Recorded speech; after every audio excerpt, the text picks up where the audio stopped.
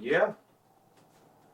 No. Yeah, I did everything right this time. I mean, I'm pretty sure I did. I paid my ticket, went through the time machine, came back to like October 2023 at Best Buy, like when this thing started hitting shelves, and I bought it, came back here, and it should be here, right?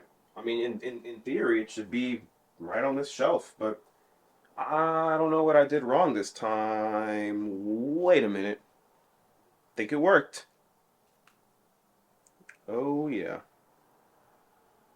Dude, I'm actually holding this thing in my hands. Like, can you believe it? Yeah, it worked. I mean, where this is a big deal. Where you and I are from, this thing is like a relic.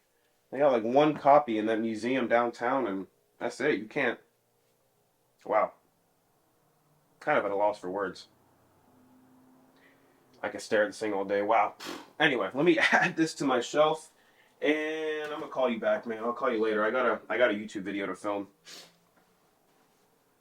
Yeah, what's up with that? You saw that announcement too? Yeah, Interstellar, the sequel. I mean, they're saying like what, The Martian and Interstellar are in like the same universe or something. Yeah, I don't know, man. Nolan kind of sold out with that one. I'm not gonna lie. Yeah. Oh well. All right. Talk to you later. Fuck yeah. Come over later. We're watching Oppenheimer. All right, man. Peace. What's going on, everybody? Hope you've been well. Let's get started and roll that intro.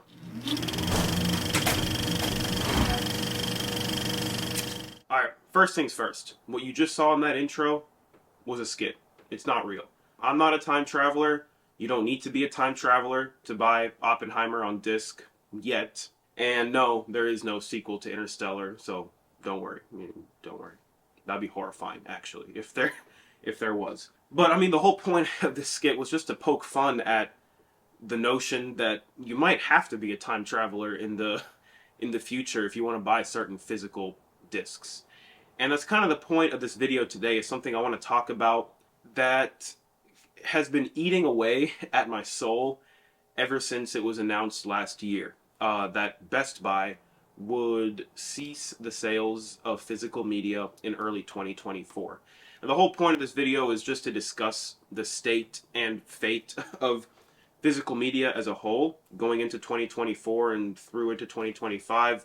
But the Best Buy thing, it plays a major role, right? I mean, if you're watching this video, I imagine you already know you're already familiar with the whole Best Buy debacle. And also, if you're watching this video, I would imagine that you care about that at least a little bit. Look, I mean, I'm not naive. I realize that I'm part of a very niche group of movie lovers who like still collect physical media. I'd say most movie lovers do collect physical media. I mean, what I mean to say is most movie consumers don't really care where the content is coming from. They don't mind going onto the TV. You can't see my TV, but that's what I'm gesturing to. They go on the TV and boot up Hulu, Netflix, whatever, and they don't care about streaming a movie. Likewise, they don't care about putting a disc in and watching that instead. To them, it's all the same. They're just watching a movie. So I realize that this video is only targeted towards a niche sector of individuals, of which I am a part of, and I imagine if you're watching this video, you are a part of as well. So physical media is dying. It's not, the future of physical media is very bleak.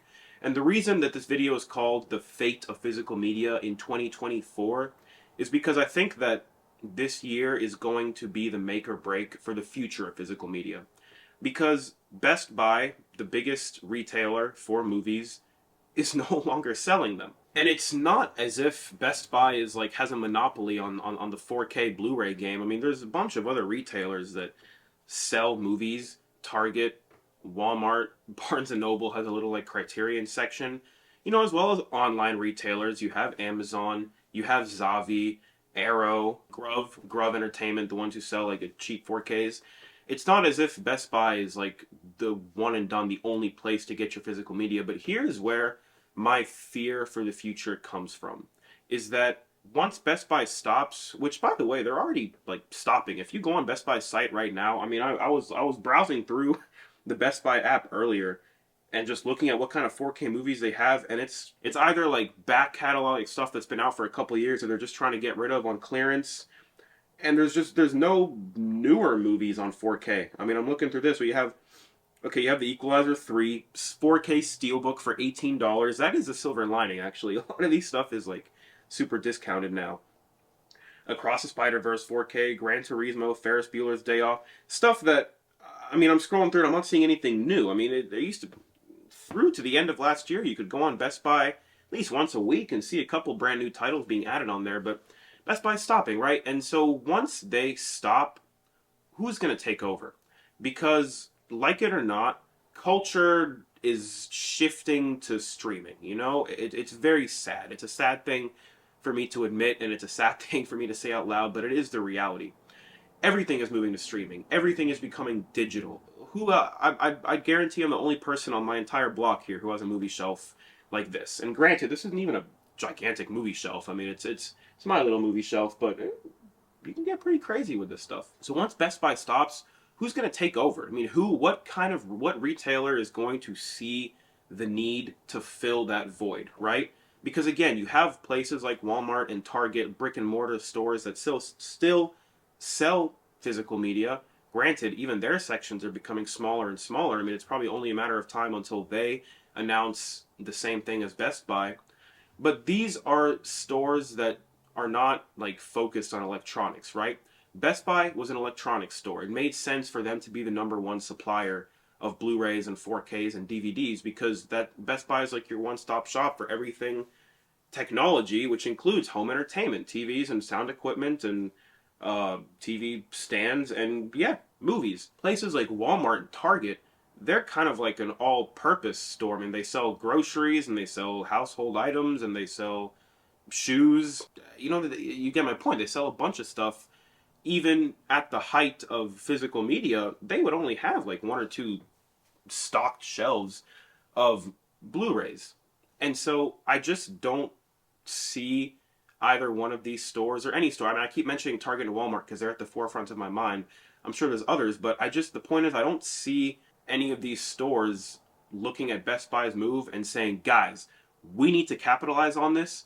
We need to sell some damn movies. This is a lot of money that we could be making right now. They're not going to say that because very few people are buying movies anymore, you know, and it's sad. All this I'm saying is like sad and devastating. I'm putting on a smiley face while I'm saying all this because it looks good for the camera, but deep down inside, I'm crying. You know, that's the thing. Kind of is there's no like resolution to this video. If you're hoping that we get to the end of the video and I say, guys, this is the answer for keeping physical media alive, it's not going to happen. It's just kind of me discussing this with an audience who's willing to listen. I honestly think that what's going to happen once Best Buy stops for good, which again, they already are, some of these shelves are already bare bones. What's going to happen is these places, Target and Walmart, are probably going to look at this move now and be like, phew, now we can stop too. You know, these movies are taking up shelves in their stores, which I'm sure they're looking at and saying, "God, we could replace this stuff with things that actually will sell and make us money." Same goes for these online retailers as well. We might see something of a boom in sales with online retailers for a while because Grove is a pretty popular place to get 4Ks. Granted, my experience with Grove has been like hit or miss. A lot of movies I get from them, I mean, they all play. I've never had like a defective disc from them, but it seems like they're like overstock or like refurbished, like used discs, which I don't necessarily mind. You know, it's fair for the price, but Place isn't going to become the new number one supplier of 4K movies since they were already kind of selling like allegedly used stuff to begin with. I can't confirm that, but it definitely seems that way. You know, places like Zavi and Arrow, more like specialty collector item kind of movie. You know, these companies put out like box sets and like steel books and special edition items and things like that. Again, with them, I don't see that becoming something mainstream. I mean, people. You know, if I had the money, I would buy like every single steelbook on Zavi, but especially with things like that, when you're talking like 50, 60, 70 bucks for a special edition of a movie, you kind of got to be picky, right? I mean, it's not as if these things are that fairly priced to begin with. You know, when I started collecting 4Ks, I can't remember the price range, maybe it was like 25, 30 bucks. And now these stuff have been steadily climbing in price. I mean, to the point where a steelbook is like the Avatar: The Way of Water steelbook right there, which I'm looking at, brand new. That was like 42 bucks. You know, there's movies here that are pretty expensive, And given that this medium is dying out already, you would think that the price would shift accordingly. It's not as if this stuff is just things you're buying from the bargain bin anyway. I mean, these are full price retail movies, and you gotta have to be selective with with what you buy, unless you're just printing money out of your ass, which in that case, teach me how, please. And so physical media is going to continue to survive after Best Buy ceases for good.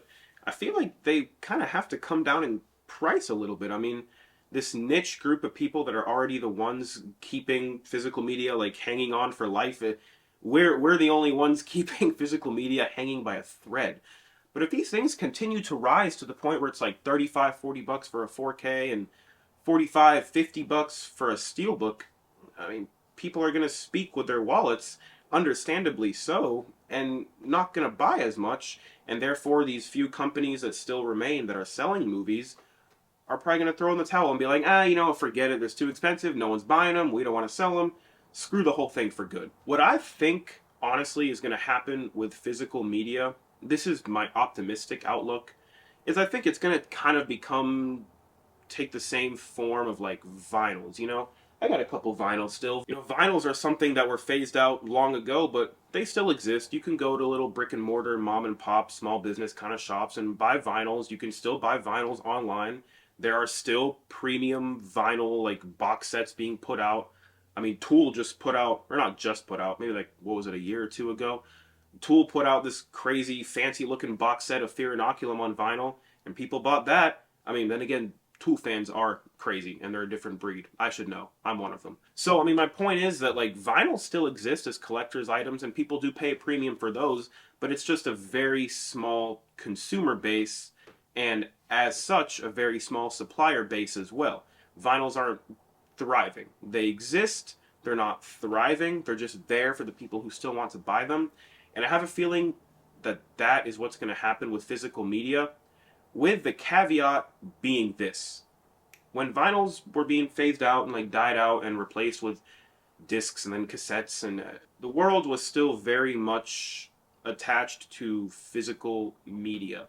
I mean, my point is that back then, like, the idea of replacing physical with digital wasn't really a thing yet. So the natural next step for vinyl was to be like, hey, what if we make these discs smaller? No one was out there saying, what if we just replace these discs with like the cloud? Maybe someone was like that, and then they're shot for being insane. Who knows? But my point is that I can see physical media remaining, and having these small little mom and pop shops that sell old school movies. But at the same time, today in 2024, there is so much push for everything to be digital that I don't know if physical media is going to be able to endure and fight back against that push and still survive in a smaller scale. I want it to, I really, obviously I want it to. Obviously I want it to, But that's the thing with this video, is just me kind of talking about my hopes and outlooks. Again, there's no like thesis statement at the end of this video that's like, here's the steps we got to take to preserve physical media. I mean, all I can say is support physical media, right? But at the same time, they are pretty expensive. So, I mean, support, but don't go broke. I want physical media to persevere. I will always want physical media to persevere. There is nothing, in my opinion. Yes, you can go browse a digital catalog and put on a movie. And yes, I do watch movies on streaming.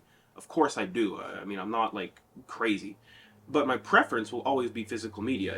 There's just nothing quite like picking up the movie. I mean, picking up the movie, reading the back. I mean, some of my earliest childhood memories date back to going to Blockbuster like once a week and getting a movie and popping it in. I mean, even it was baked into my head back then. Before I knew that film was my passion, I knew that I just liked physical media.